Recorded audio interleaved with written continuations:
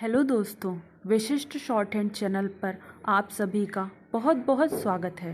Please channel को like, subscribe और share करें ताकि नई नई डिक्टेशन आप सभी तक जल्दी जल्दी पहुंच सकें और जल्दी से जल्दी आप सिलेक्शन पा सकें।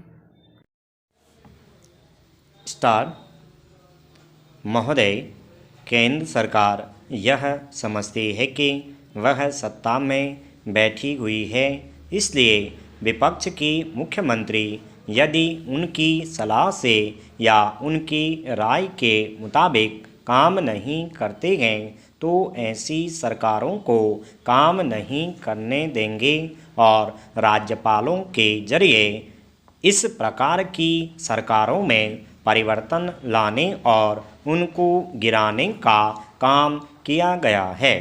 श्रीमान, त्रिपुरा में चुनाव हो रहे थे। चुनाव के ठीक 3 दिन पहले त्रिपुरा को अशांत क्षेत्र घोषित कर दिया गया और वहां पर 3 दिन के लिए भी इंतजार नहीं किया गया। वहां के तत्कालीन मुख्यमंत्री का कहना है कि मुझसे पूछा भी नहीं गया, बिना मुझसे पूछे ही सारे राज्य को अशांत घोषित कर दिया गया। वहां पर सेना भेज दी गई। इसका मतलब यह है कि जितनी भी लोकतांत्रिक परंपराएं हैं, जो भी लोकतांत्रिक मूल्य हैं, सरकार उनको मानना नहीं चाहती है। मान्यवर विधानमंडलों की बात लीजिए। अभी जनरल साहब जिक्र कर रहे थे कि जितने भी मुख्यमंत्री हैं, कम से कम सत्ता दल के मुख्यमंत्री जो हैं, उनके नामांकन के सिलसिले में भी कोई लोकतांत्रिक मूल्यों का पालन नहीं होता है। अभी राजस्थान के मुख्यमंत्री का बदलाव हुआ। सत्ताधारी दल का मुख्यमंत्री हो या दूसरा, वह जनता के प्रतिनिधियों द्वारा चुनकर विधानसभा में भेजे जाते हैं। जनता उनको अपना वोट देती है। हमारी लोकतांत्रिक प्रणाली इसीलिए है कि जनता के प्रतिनिधि विधानसभा में जिस दल का बहुमत हो, उसके नेता को मुख्यमंत्री बनाते हैं। लेकिन वहाँ जनता के प्रतिनिधियों की राय नहीं ली गई। राजस्थान विधानमंडल की बैठक नहीं बुलाई गई। मध्य प्रदेश के विधानमंडल की बैठक नहीं बुलाई गई। कुछ विधायकों ने कहा कि उन्हें तो इस बात की जानकारी तक नहीं थी। अगर किसी विधानसभा में 150 सदस्य थे तो वहाँ 40 भी सदस्य नहीं पहुँचे। इसका मतलब यह है कि हमारे यहाँ जो विधान की प्रक्रिया है, जो संवैधानिक प्रक्रिया है, उसके प्रति सरकार के मन में कोई आदर नहीं है।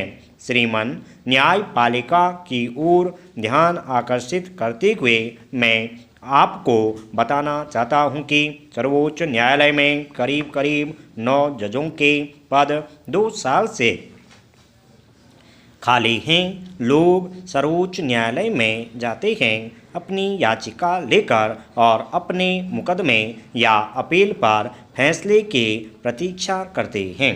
उनका ही फैसला करने में काफ़ी विलंब होता है।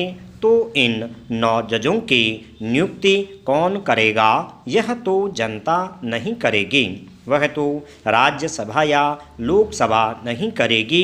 इनकी नियुक्ति तो सरकार को ही करनी होगी।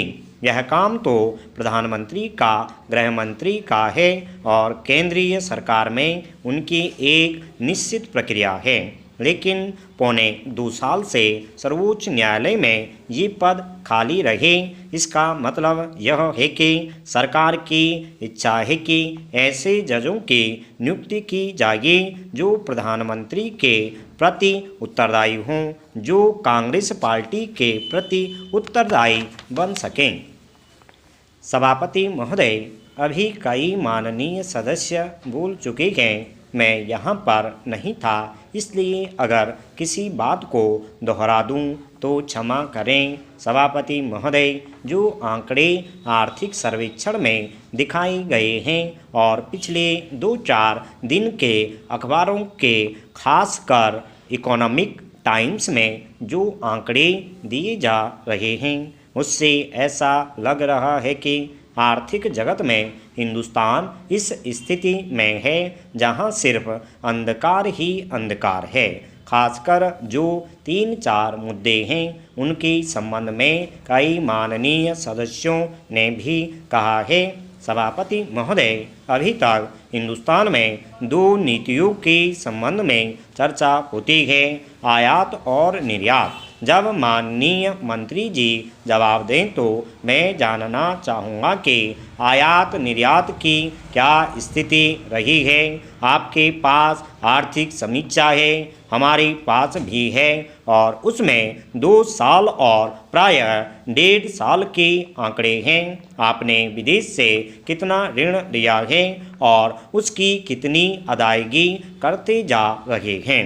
हिंदुस्तान के द्वारा कितनी विदेशी कर्जा लिया जा चुका है, कितना हमारे विदेश व्यापार में घाटा चल रहा है, हमारा आयात अधिक हो रहा है या कम हो रहा है, और निर्यात कितना कर रहे हैं, उसकी अदायगी कितनी कर रहे हैं। इन सारी चीज़ों पर यदि आप दृष्टिपात करें तो आप देखेंगे कि हिंदुस्तान का भविष्य अंधकारमय है। सभापति महोदय, मैंने कुछ दिन पहले एक प्रश्न किया था और मेरा प्रश्न सिर्फ जूट उद्योग के बारे में था। जूट का हमारा सबसे बड़ा बाजार अमेरिका है।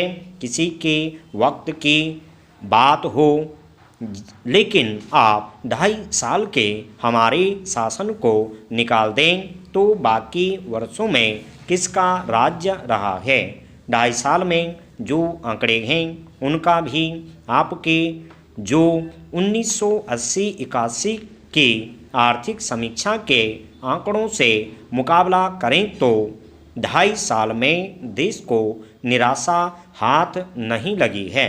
इस वास्ते यह चीज़ आप न कहें, देश के नक्शे को आप अपने सामने रखें और देखें कि ट्रेंड किस ओर है और उसको आप रोकें।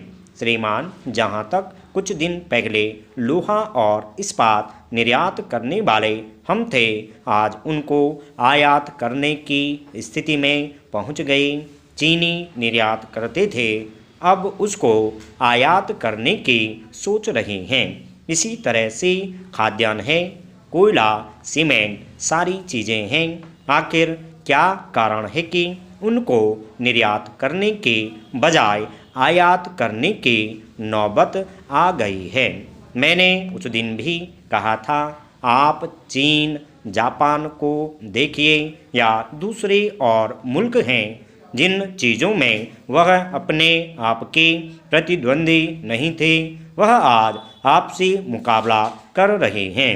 विदेशी बाजार हमारे हाथ से जा रहा है। अगर वह मुकाबला कर सकते हैं तो हम क्यों नहीं कर सकते। जो समस्या आपके सामने है वही समस्या उनके सामने भी है, फिर भी वह हमसे आगे निकल रहे हैं। इसलिए आयात की प्रवृत्ति को रोकिए, वह हमसे आगे न निकल जाए। हमारे पास आर्थिक समीक्षा नहीं है, निर्यात किस चीज़ में हुआ है